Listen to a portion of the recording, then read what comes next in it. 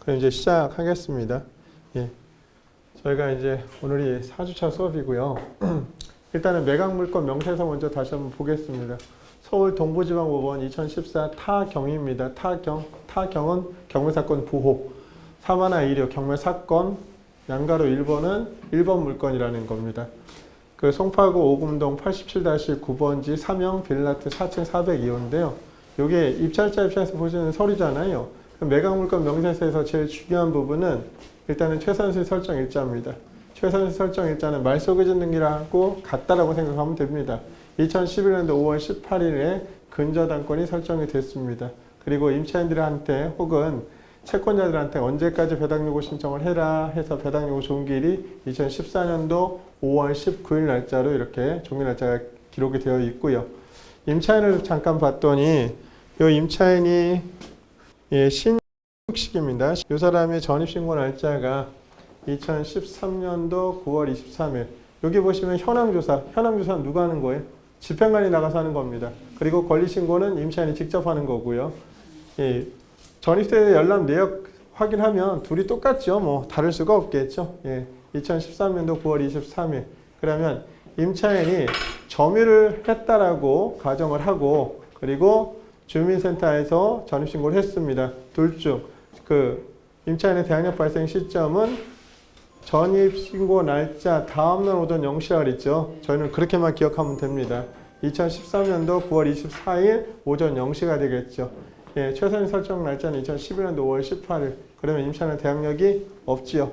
대항력이 없으니까 더 이상 권리분석 하실 이유는 없습니다. 그냥 여기서 사실은 끝나는 거죠.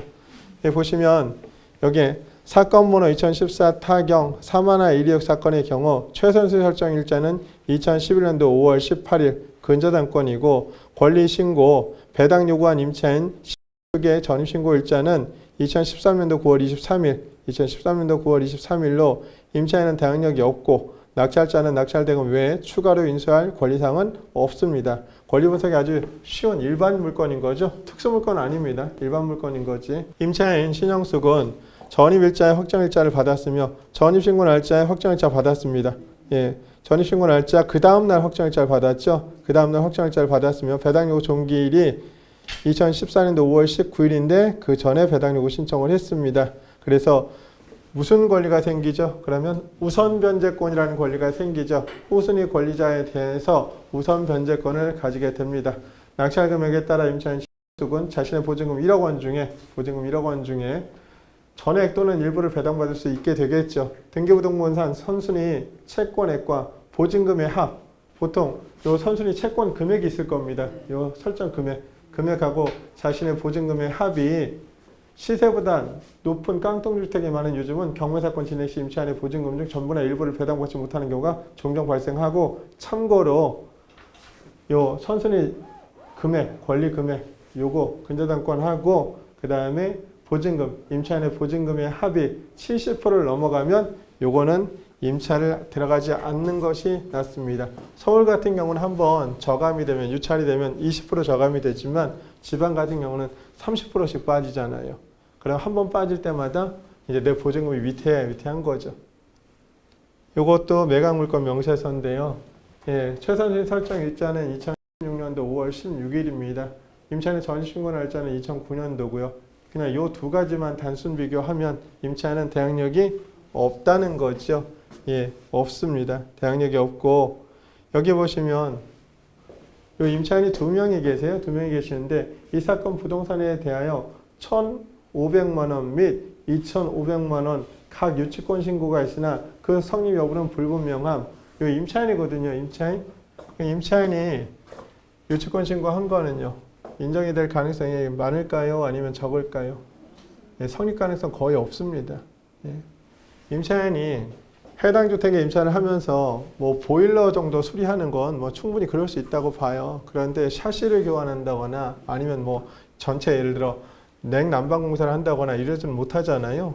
그래서 임차인이 유치권 신고하는 경우는 실무에서 거의 유치권이 성립하지 않는다고 보시면 됩니다. 그리고 이렇게 금액이 작기 때문에 1,500, 2,500이기 때문에 내가 입찰하고자 하는 금액에서 저 금액만큼 빼고 입찰하시고 그리고 나서 낙찰을 받고 소유권 이전하면 요 유치권자들하고 뭘 해야 될까요? 협의가 들어가야 되잖아요.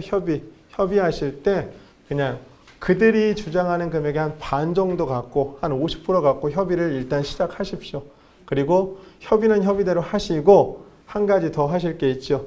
유치권 부존재 확인 소송을 하시면 됩니다. 그러면 보통의 경우에는 소송을 진행하는 당사자가 입증 책임을 져야 되지만 유치권 같은 경우는 유치권을 주장하는 사람이 자신이 진성 유치권자라는 걸 본인이 증명해야 됩니다. 이걸 입증 전환이라고 얘기합니다. 그래서 대부분 임차인 있는 경우 임차인이 유치권 신고를 했다라고 하면 성립이 안 될 가능성이 크다. 여기에 그 물건에 대한 자세한 내용을 제가 써놨습니다. 써놨으니까 시간 되실 때 쭉 한번 교재 삼아 읽어보시고요.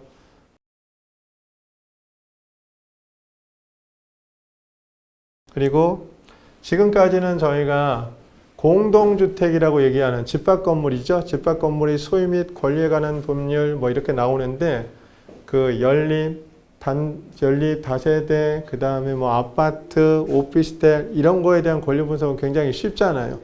그러면 단독주택이나 다가구 주택, 뭐 이제 근린주택이죠. 근린주택. 요건 상가주택 얘기하는 겁니다. 근린주택. 이런 경우에는 임차인이 다수일 가능성이 큽니다. 그죠? 그런 경우 이분들도 권리 분석하는 건 똑같습니다. 예, 뭐하고 뭐만 비교하시면 돼요? 최선, 순위, 설정, 등기 일자하고 임차인의 전입신고일자하고 이 두 개만 비교하시면 됩니다. 정확한 것은 임차인의 전입신고일자가 아니라 임차인의 대항력 발생 시점 그 두 가지하고 비교하시는 거죠. 얘도 똑같습니다. 똑같으니까 그냥 권리 분석 어렵다 생각하지 마시고요. 예, 요거 최선 설정 일자 찾으시고 임차인의 전입신고 날짜, 대항력 발생 시점이 언제인지 그래서 그거만 비교하시면 됩니다. 여기 보시면 요 이제 순서대로 이렇게 쭉 또 나옵니다. 그리고 제가 요 밑에 이제 그 내용에 대한 거 상세하게 써놨습니다. 써놨으니까 한번 쭉 읽어보세요. 읽어보시고 이제 물건을 보다 보면 매각물건 명세서만 입찰자가 보는 게 아니라 현황조사서라는 걸 보게 됩니다. 현황조사서. 현황조사서에는 그 부동산의 점유관계나 임대차 정보, 그 다음에 임대차 관계 조사서, 예를 들어 점유인이 있으면 점유인이 누군지, 뭐 당사자 구분이 임차인으로 되어 있고 용도는 뭘로 쓰고 있는지 이런 것들 다 기재를 해 놓는 겁니다. 그래서 그런 것들은 여기 보시면 채권자 신청에 의한 경매 개시 결정이 확정이 되면 집행법원이죠. 집행법원. 부동산 소재지 집행법원. 집행법원은 집행관에게 경매 대상 부동산의 현재 현황, 임대차 및 점유관계 조사를 명령하여 그 내용을 표기한다. 현황조사서 내역에 표시되는 사항은 다음과 같습니다. 일단은 점유관계를 표시합니다. 경매 대상 부동산의 소유자나 채무자, 점유자, 임차인, 불법 점유자 포함입니다. 임차인 등 누가 거주하는지, 만약에 거주한다면 예를 들어 임차인이 거주하면 점유기간, 점유권원 등 임차인인지 아니면 그냥 불법 점유자인지 이런 것들을 조사하여 표기합니다. 임차 목적물의 용도 및 임대차 계약 등의 내용을 표시하기도 하고요. 이 항목에는 임차인의 보증금, 임대 계약 기간, 임차 조건이면 이제 월세, 차임 얼마를 내고 사는지 뭐 이런 것도 기재를 합니다. 그리고 점유 부분. 예를 들어 이 집합 건물 같은 경우에는 호수가 딱 정해져 있는 거잖아요. 그런데 단독이나 다가구 같은 경우는 여기 뭐 1층을 101호, 2층을 201호, 3층을 301호 이렇게 써놓으면 요 101호에 현황상 101호에 A라는 임차인이 거주하는지, 만약에 A라는 임차인이 거주한다면 얘 보증금 얼마인지, 그리고 혹시 월세를 내고 있다면 차임은 얼마인지 이런 것들을 다 기재한다는 얘기입니다. 예, 기재한다는 얘기고요. 그 다음에 부동산 표시 목록에는 부동산의 현황을 표시합니다. 즉 부동산의 소재지, 그리고 용도, 면적, 실제 사용하고 있는 용도, 실제 사용하고 있는 용도. 원래는 이게 건축물 대장상 사무실입니다. 사무실로 인허가 받았다는 얘기잖아요. 근데 얘를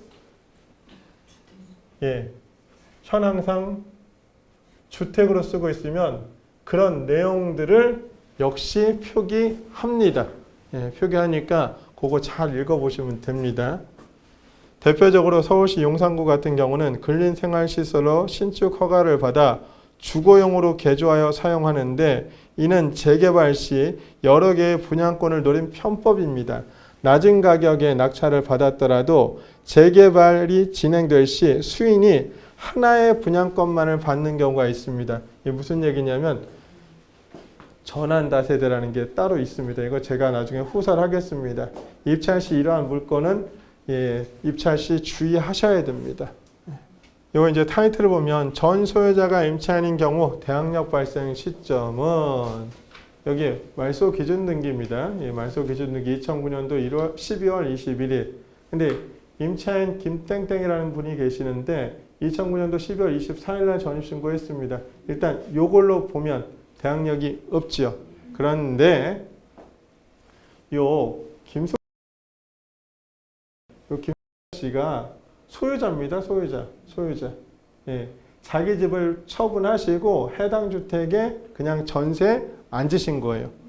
이런 경우 만약에 김땡땡이라는 요분의 전입신고 날짜가 2009년도가 아니라 2008년도 12월 24일이라고 가정을 해볼게요. 그러면 말소기준 등기보다 전입신고 날짜가 빠르죠.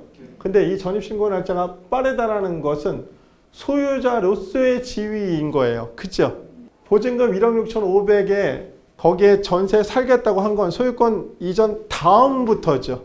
그러면 김땡땡이라는 분이 예를 들어 2008년도 12월 24일 날 전입했어도 임차인의 지위를 갖는 시점은 소유권을 넘긴 다음날 오전 0시인데 소유권이 12월 22일 날 넘어갔죠. 다음날 오전 0시면 22일이 되겠죠. 그럼 여전히 얘는 대항력이 없다. 그래서 그러한 내용도 요 밑에다가 다 써놨습니다. 그래서 경매를 하다 보면 본래 물건의 소유자였던 사람이 부동산을 매도하고 자신이 임차인으로 들어가는 경우가 있다. 이런 경우 대항력 발생 시점이 어떻게 될까? 서울 동부지방법원입니다. 2012 타경 2815 사건의 사례를 통해 제가 지금 설명했던 내용 그대로입니다. 그래서 여기 보시면 이 물건의 말소기준 등기는 2009년도 12월 21일 설정된 한국주택금융공사의 근저당권이고 현 소유자 김땡땡은 2009년도 12월 21일 소유권을 이전받으면서 하나은행에서 3억 600만 원을 대출받았습니다. 요 위에 사진에는 3억 600만 원이라는 금액을 찾으려 해봐도 보이지 않습니다. 왜 3억 600이 원금인데 보이지 않을까요? 등기부 등본상에는 근저당 설정 시 채권에 원금이 기록되는 게 아니라 원금의 120%나 130%를 증액한 채권 최고액이 기재가 됩니다. 그래서 채권 최고액이 예를 들어 1억 2천만 원이다. 그러면 여기 나누기 1.2 하시면 이게 원금이 1억입니다. 1억. 1억. 그래서 그런 내용들 제가 써놨으니까 시간 나실 때 한번 보시고요.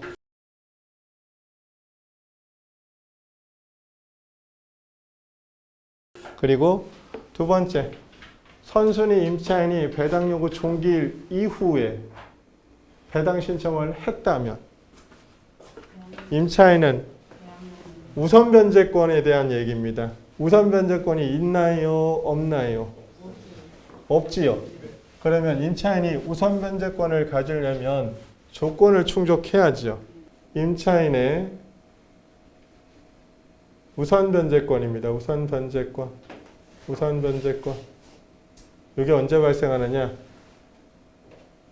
전입신고하고 계약서에 확정일자 받고 그리고 배당 종기일까지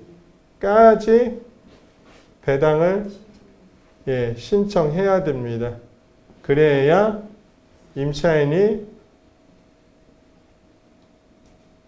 우선 변제권을 행사할 수 있습니다. 그런데 여기서 배당 요구 종결 이후에 배당 신청했답니다. 배당 요구 종결 이후에. 배당 요구 종결 이후면요.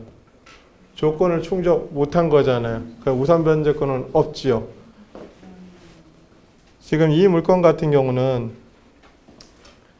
2012년도 2월 16일이 근저당, 요게 말소기준 등기입니다. 근데 임차인은 2012년도 2월 8일날 전입신고했죠. 확정일자도 2월 8일날 받았습니다. 배당 요구 신청도 했습니다. 단순히 요것만 봐가지고는 임차인이 요 근저당권자보다도 선순위로 먼저 배당을 받아갈 것으로 보여집니다. 그런데 배당 요구 종기일은 12년도 6월 4일까지입니다. 여기는 12년도 6월 18일 날 했잖아요. 그죠? 그러면 배당 요구 종기일 이후에 배당 신청했으니 임차인 이 땡땡이라는 분은 대항력은 갖고 있을 때 우선 변제권은 없다는 얘기입니다. 그러면 낙찰자가 낙찰대금 외 임차인의 보증금 1억 3천만 원을 그대로 다 인수해야 됩니다. 그래서 그런 부분에 대한 내용도 여기다 자세하게 써놨습니다. 써놨으니까 요거 교재 잘 보시고요. 다음은 대항력 있는 임차인이 보증금을 증액했다면 보증금을 증액한 경우입니다. 말소기준 등기는 2007년도 1월 18일, 2006년도 일단 대항력 있지요. 대항력 있습니다. 대항력 있고 1차 확정일자 전입신고 날짜에 받았습니다.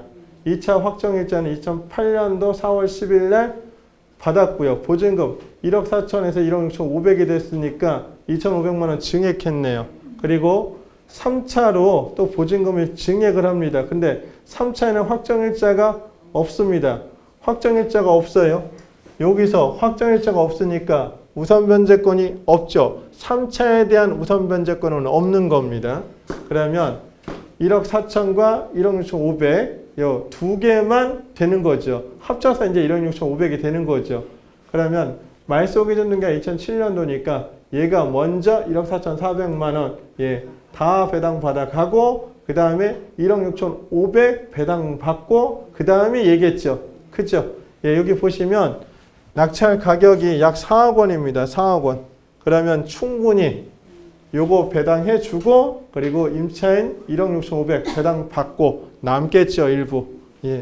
나머지 부분에 대한 요 4,500만 원 증액해 준 거 2억 1천이니까 1억 6천 5백에서 2억 1천이니까 4,500만 원 증액이잖아요. 4,500 증액은 낙찰자 인수사항 아닙니다. 그리고 배당도 임차인은 받지 못하고 그래서 그 부분에 대한 것도 이렇게 써놨습니다. 여기 보시면 임차인을 구분하는 기준은 여러 가지가 있겠으나 경매를 하는 사람 입장에서 중요한 기준은 그리 많지 않습니다. 우선 대항력이 있는지 여부가 가장 중요하겠고 대항력이 있는 경우라면 보증금을 배당받는지가 중요할 것입니다. 그렇다면 거기까지만 따져보면 끝일까? 그렇지는 않고요. 물론 큰 틀에서 벗어나는 건 아니지만 일반적으로 오랜 시간 같은 곳에서 거주하는 임차인이 있을 수 있잖아요. 보통 한 10년, 저희 집 같은 경우도 임차인이 막 10년씩 이렇게 거주해요. 저희보다 더 오래 살았어.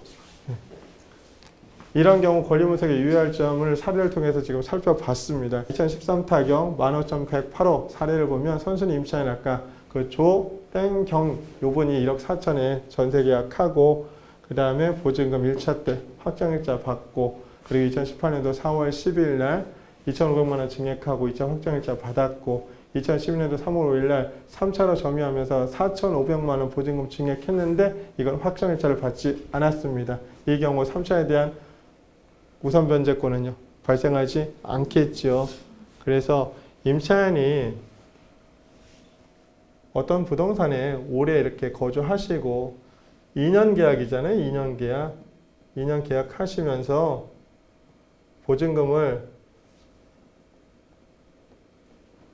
증액해 주시면 반드시 계약서 새로 쓰지 마시고 기존 계약서에다가 그냥 2차 보증금 증액 몇 년, 몇 월, 며칠, 얼마, 뭐 2,500만 원 이렇게 하고 주민센터 가셔서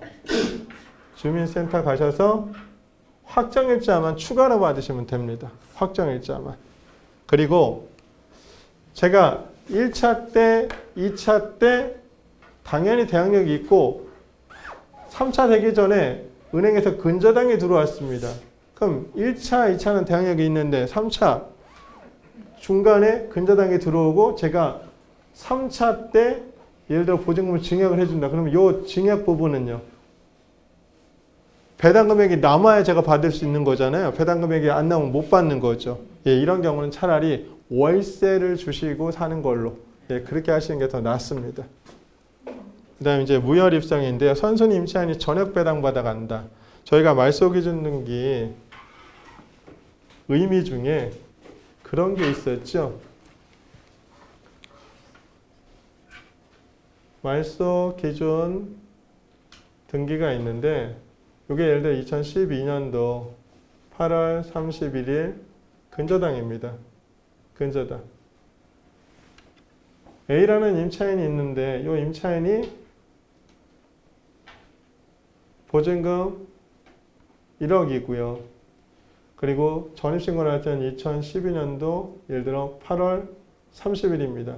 그럼 대항력 발생 시점은 언제죠?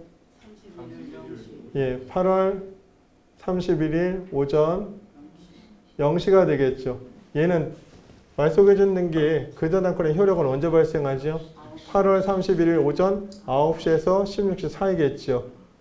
등기소 문 여는 시간. 예, 그러면 A는 대항력이 있지요. 대항력이 있습니다. 대항력이 있어요. 그러면 원칙은 낙찰자 인수사항이죠. 누구를 인수합니까? A의 보증금을 그죠? 인수해야 됩니다. 그런데 예외적으로 A가 전입신고 당연히 빠르고요. 그리고 확정일자 받았고요.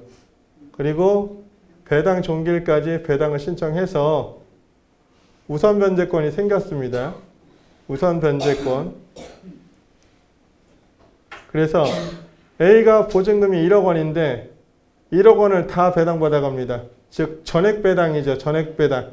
전액 배당 받아가면 낙찰자가 인수할 금액은 발생하지 않습니다. 그럼 이런 건 입찰해도 되지요. 예, 지금 그 얘기하는 겁니다.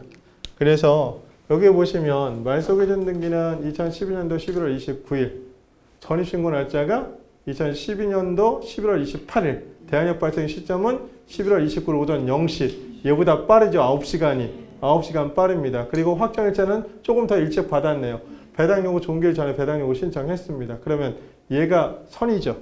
얘가 배당 받으니까 낙찰자는 추가로 인수할 금액은 발생하지 않겠지요. 예.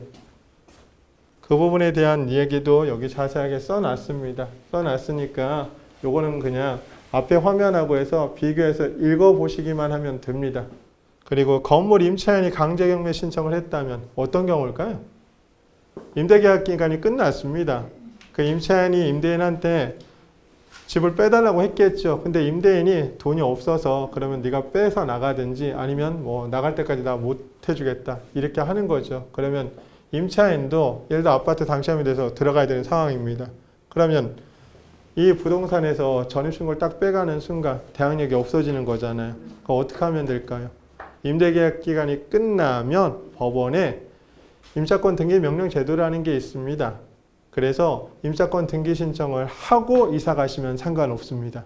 그러면 임차권 등기가 딱 되면 그 밑에 전입신고 날짜가 그대로 기재가 됩니다. 그러면 이 물건에서 말소기준 등기는 언제죠? 2011년도 6월 30일이죠. 6월 30일, 6월 30일. 임차권은요. 2014년도 1월 9일. 그러면 임차권 등기 날짜로만 보면 임차권은 대항력이 없습니다. 그런데 임차인의 전입신고 날짜가 2011년도 4월 25일, 2011년도 4월 25일. 얘보다 빠르죠. 빠르죠. 그러면 얘가 뭐를 갖고 있다? 대항력도 갖고 있다는 겁니다. 그죠? 그리고 요 임차권자가 경매 신청을 한 겁니다. 저희가 그 IMF 때 그리고 금융위기 때 집 가격이 많이 떨어졌잖아요. 많이 떨어졌을 때 임차인들이 계약기간 끝나면서 내가 현재 방 2칸에 1억 원에 살고 있는데 그 옆 동네 갔더니 방 3칸에 1억 원이에요. 그럼 당연히 이사를 가야죠. 그 집주인한테 빼달라고 했는데 빼주지 않으니까 어떻게 했다? 임차권 등기 신청하고 그리고 나서 강제경매 신청이 들어온 거예요. 그래서 소유권을 좀 이렇게 빼앗기신 분들이 꽤 있으세요. 그래서 웬만하면 돈을 버시면 전세 놓지 마시고 전세 한 2년 지나면 목돈 빼줘야 되잖아요. 그러니까 전세 놓지 마시고 가급적이면 차라리 월세를 놓으세요. 대신 월세 놓으실 때 은행에서 레버리지 이용해야죠. 대출 많이 받고 거기다가 월세 보증금. 그럼 월세 보증금은 어떻게 받으면 될까요? 풀로 받으면 좋겠지만 그러면 융자가 있는 집에 풀로 들어오진 않을 거예요. 그럼 어떻게 할까요? 소액임차 보증금에 해당하는 금액만 받으시면 되지. 그래서 내가 전세로 투자했을 때 투자되는 금액과 은행 융자 플러스 월세 보증금 요 두 합해서 내가 투자되는 금액 두 개 비교해서 진행하시면 됩니다. 임차권 등기는 법원에 가서 네, 법원에 가서 하시면 됩니다. 이 부분에 대한 것도 이렇게 자세하게 사건 번호 서울 북부 구계 2013 타경 27657 해서 그 지지옥션 들어가셔서 저 사건 번호 클릭하셔서 다 보십시오. 다 보실 수 있으니까. 그다음 이제 대항력에 있는 임차인이 권리 신고를 하지 않았다면 이게 이제 문제입니다. 권리 신고를 하지 않았답니다. 아예. 말소기준 등기 날짜를 보면 가압류입니다. 고덕 주공 1단지 아파트 재건축 정비조합에서 가압류를 신청을 한 겁니다. 그리고 나서 근저당, 신한은행이 근저당권을 또 설정을 했네요. 날짜를 보니까 가압류 날짜가 2012년도 1월 19일, 근저당 설정 날짜 2012년도 1월 19일. 근데 얘가 왜 선일까요? 왜 앞에 있을까요? 동일한 접수 일자에 있을 때는 접수 번호로 구분합니다. 그러니까 얘가 일단은 말소 기준 등기라는 얘기입니다. 근데 임차인 권땡땡 장땡땡이라는 분이 계시는데 전입신고 날짜 2010년도 7월 13일, 2010년도 7월 13일. 말소 기준 등기보다 대항력이 있는 임차인이 2명이나 있습니다. 그죠? 그래서 최초 감정가 8억 6천에서 한 번 유찰됐습니다. 입찰 참여자가 없었다는 얘기죠. 6억 8,800이 됐고 또 여기서 입찰 참여자가 없었습니다. 그래서 5억 5,040만 원이 됐습니다. 2번이나 떨어졌으니까 그것도 서울에 그 재건축 아파트가 이렇게 2번이나 떨어졌잖아요. 그러다 보니까 사람들 눈에 많이 띄었겠지요. 싸다라고 느꼈을 것이고 그래서 이 조땡땡이라는 분이 유찰 전금액에서 51만 7천 원을 더 써서 단독으로 낙찰을 받았습니다. 단독으로 낙찰을 받았는데 문제는 대항력 있는 임차인이 2명이나 있습니다. 이들의 보증금은 당연히 기록이 안 돼 있고요. 그러면 얼마를 제가 낙찰대금 왜 추가로 떠안아야 되는지 모르는 상황이지요. 그럼 이런 것들은 처음부터 사실 입찰 참여하시면 안 되는 부분입니다. 안 되는 부분인데 이제 그런 걸 모르고 입찰 참여하신 거예요. 간혹은 전입신고 있고 확정일자 있고 조금 전에 봤던 것처럼 배당 요구 종기일 이후에 배당을 신청했거나 혹은 배당을 신청했다가 배당을 또 처리할 수도 있잖아요. 그죠? 처리하는 경우. 즉 우선 변제권 조건을 못 갖추면 임차인은 대항력을 계속해서 행사하려고 들 겁니다. 그럼 이런 것들은 저희는 입찰을 못하는 거죠. 할 수가 없는 부분입니다. 결국은 어떻게 됐을까요? 이분은 불허가 신청해도 불허가 결정사유에 해당이 안 됩니다. 그래서 입찰 보증금 요 최저 매각 금액의 10% 5,500만 원을 배당 재단에 몰수당했습니다. 몰수 당했습니다. 오늘 제가 재밌는 거, 재밌지는 않고요. 좀 황당한 걸 하나 보여드릴게요. 경매 결과로 잠깐 한번 가보겠습니다. 경매 결과로 가고, 2019년도 10월 21일 월요일 날 동부지방법원에서 있었던 입찰 결과입니다. 입찰 결과인데 용도별로 잠깐 정리를 해보겠습니다. 쭉 내려오시면 여기에 임야가 있지요. 임야. 동부 1개 2018 타경 53,587호 사건입니다. 딱 보시면 서울 강동구 명일동 산 58-1번지입니다. 주의사항은 맹지입니다. 맹지는 뭐죠? 도로에 접해 있지 않는 땅. 그럼 건축 인허가 당연히 안 나겠지요. 땅으로서는 그 효용 가치가 제일 떨어지는 땅입니다. 일단 보겠습니다. 여기는 임의경매 근데 청구 금액이 영원입니다. 영원. 요건 형식적 경매 사건입니다. 형식적 경매 사건. 예를 들어 재산 분할을 하거나 이런 것들을 얘기하는 겁니다. 감정가가 27억입니다. 27억인데 한 번 유찰, 두 번 유찰, 세 번 유찰, 네 번 유찰, 5번 유찰이네요. 5번. 그죠? 5번 유찰되고 9억 1,379만 3천 원에 지금 나왔습니다. 2019년도 10월 21일 날. 응찰자 수는 2명이었고 최땡땡이라는 분이 낙찰을 받았습니다. 그런데 이게 감정가가 27억이잖아요. 27억. 2등의 입찰가가 얼마죠? 9억 5천만 원입니다. 9억 5천만 원. 9억 5천만 원인데 매각 금액이 92억 5천100만 원입니다. 92억 5천100만 원입니다. 추정컨대 이분은 9억 2,510만 원을 쓰려고 했었을 겁니다. 그런데 영 하나가 더 들어간 거죠. 영 하나 더 들어갔습니다. 그러면 이분이 할 수 있는 일은 입찰 보증은 포기해야 되겠죠. 왜? 그렇다고 90억을 주고 이 땅을 살 수는 없잖아요. 감정가도 27억밖에 안 되는데 그럼 입찰 보증금을 얼마를 몰수당했다는 얘기입니까? 최저 매각 금액의 10% 9,130만 원을 날린 거죠. 몰수당한 겁니다. 그래서 이걸 잠깐 보여드리면 법원 기일 내역에 이제 법원 서류로 갑니다. 문건 송달 내역 딱 봤더니 여기 보시면 최고가 매수 신고인이 불허가 신청서를 제출했습니다. 불허가 신청서. 10월 21일 날 낙찰 받고 10월 20일 날 다음 날 최고가 매수 신고인이 매각 불허가 신청서를 제출했는데 이게 불허가를 할까요? 안 할까요? 당연히 안 하죠. 불허가 결정 사유에 해당이 되지 않습니다. 그냥 영 하나 잘못 쓴 겁니다. 영 하나 잘못 써서 9,130만 원 정도를 날린 거죠. 그러니까 청구금액 0인데 왜 그걸 했어요? 청구금액 0원은 형식적 경매 사건입니다. 0원이나 1원은 상대방한테 돈 받을 수 있는 권리가 있는 게 아니고 내가 어느 지분에 대한 권리를 갖고 있는 겁니다. 근데 양 당사자 간에 협의가 안 되면 어떻게 할까요? 이거를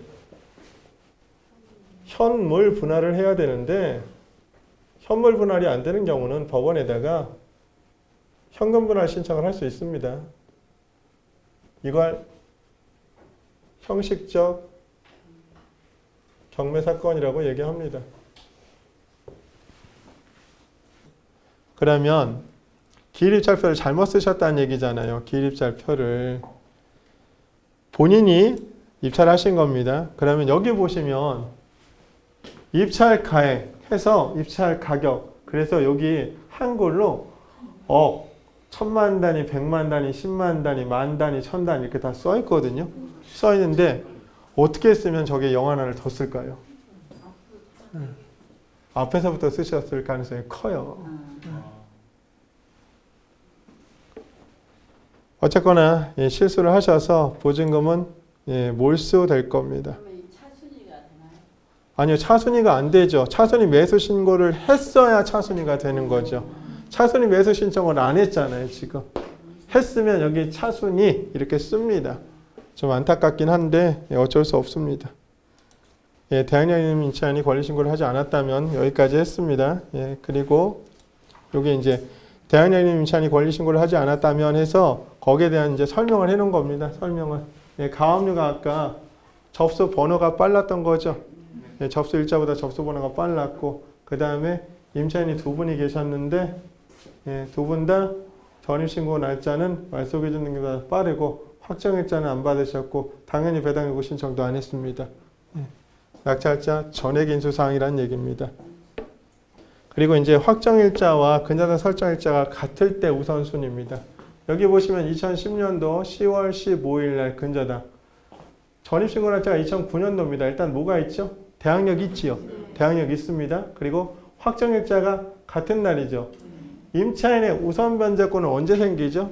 대항력 발생 시점 플러스 확정일자 둘 중 늦은 날. 그러면 임차인의 대항력 발생 시점은 2009년도 9월 12일 오전 0시, 확정일자는 2010년도 10월 15일. 그러면 둘 중 늦은 날이면 2010년도 10월 15일이죠. 이게 오전에 발생하겠죠. 근데 얘는요. 10월 15일 같은 날이잖아요. 그렇죠? 그러면 얘도 오전이겠죠. 그러면 채권에게 비례해서 안분 배당해주고 얘는 여전히 배당받지 못한 금액에 대해서는 뭘 행사할 수 있어요? 대항력이 있잖아요. 아직 남아있잖아요. 그 낙찰자가 잘못하면 물어줘야 되는 상황이 벌어지겠죠. 그래서 그 부분에 대한 것도 이렇게 써놨습니다. 예, 여기 보시면 임차인의 우선 변제권 발생 시점과 등기부등본상의 근저당권 설정일자가 같은 경우 권리순위 2012 타경 23,594호 사건 물건을 보면 임차인의 전입신고 날짜 아까 2009년도 9월 11일 말소기준 등기인 2010년도 15일보다 그냥 설정일자보다 빠르니까 대항력이 있지요. 그 다음 배당요구 종결 전에 배당요구 신청도 했고요. 예, 우선 변제권 발생 시점은 대항력권을 갖춘 날과 확정일자 둘 중 늦은 날입니다. 늦은 날.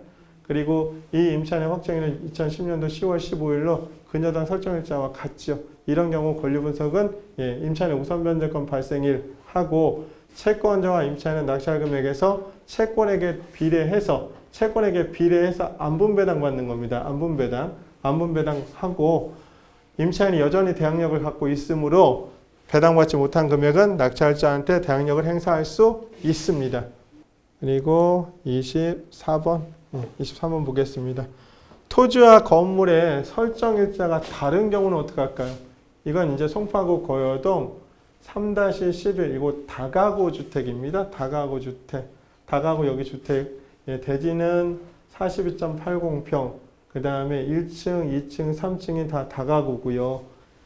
여기 보시면 요 등기 권리상의 건물의 근저당권 설정 날짜는 하나은행 마디옥 지점에서 2012년도 7월 16일 3억 8,400입니다.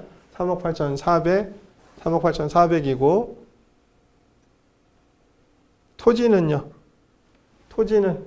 여기 보시면 2008년도 3월 14일 2008년도 건물은 2012년도 토지는 2008년도 3월 14일 그러면 토지 건물의 근저당 설정 날짜가 각각 다르죠.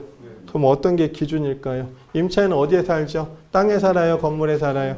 예, 건물 기준입니다. 건물. 그래서 매각 물건 명세서의 최선순위 설정 일자를 보면 토지에 대한 최선순위 설정 일자, 그 다음에 건물에 대한 최선순위 설정 일자 이렇게 따로 되어 있어요. 그러면 우리는 권리 분석을 뭘로 한다? 건물로 계산해서 하시면 됩니다.